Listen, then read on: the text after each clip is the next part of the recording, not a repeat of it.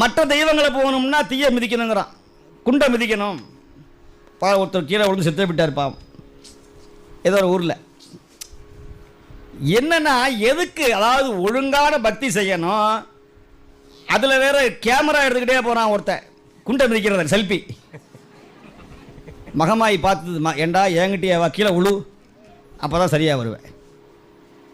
நல்ல அந்த தெய்வங்களுக்கெல்லாம் போகிறதுக்கு ஒரு பெரிய மார்க்கம் வேணும். விரதம் இருக்கணும், குண்டம் மிதிக்கணும். அதில் சில பேர் எல்லாம் முடிஞ்சு எப்போ சார் சுத்த பூஜை முடிஞ்சிருச்சா, சுத்த பூஜை முடிஞ்சிருச்சா, அடுத்த பூஜை எங்கே பூஜை எப்போங்கிறான்.